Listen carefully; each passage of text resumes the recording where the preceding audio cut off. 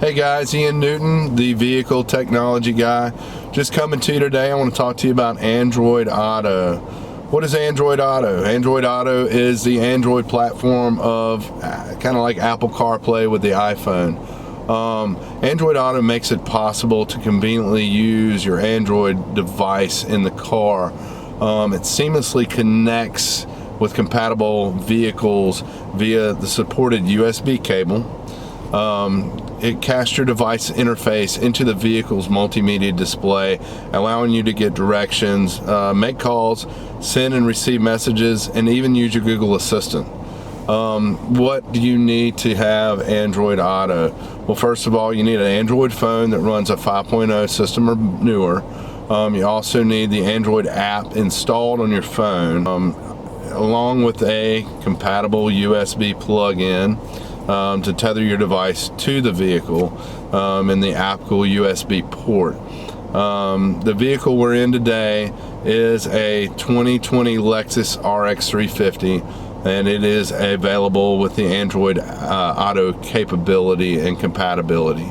The most important thing is you need a plan.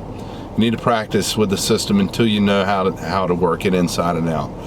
With everything, practice makes perfect, they say. So learning how to use this system is very easy. Like I said, you do need to download the app, you need to tether to the car, and then you can communicate through the car. So today I'm going to show you how that works, and we'll go through all that just to kind of get you familiar with Android Auto. So you want to go into your Play Store. In the search bar up top here, you want to type in Android Auto and see it populates right there. Pick that, download, install.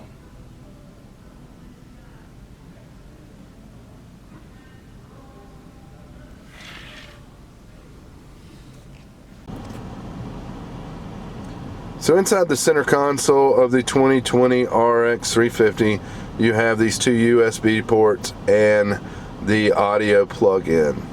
In the Lexus 2020 RX, there are 6 USB ports. These are the only two in the center console that actually transmit data to the interface. So you want to plug in your USB cable into that slot there, the one of the two. You know, there's only one way that the USB works, and usually takes you 3 times to plug it in. Anyway, plug it in that USB right there, tether it to your phone. So as you can see in the bottom of the screen, Android Auto, where projection was, comes up. So we'll click on that. You do have touchscreen availability in this car. There's all your apps. You can actually scroll through your apps and look at different things. Which is really neat. You can send and receive messages with this by using your Google Assistant.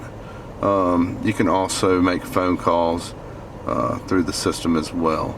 Any app that you use that requires a microphone, say Maps, you do want to have your microphone enabled in the app when it asks for permissions to use the app itself when you download it to your phone. So Android Auto gives you hands-free access to Google Assistant, Android's personal assistant. You can create reminders, set appointments, and ask for information all at the press of a button. And the button we're going to use, once you have your phone connected and you've launched the Android Auto, you can hold the voice command button on your steering wheel until you hear the Google Assistant. So I'm going to do that. Remind me tomorrow at 5 p.m. to call Laura Newton. All right, I'll remind you tomorrow at 5 p.m.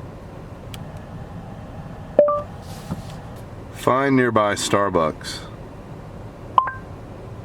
Showing results for find nearby Starbucks. So folks, that kind of in a nutshell is Android Auto. There are a lot of features, a lot of functions that you can use in Android Auto. I didn't quite dive into all of them, but it's a neat system. That's the main way how you connect to it.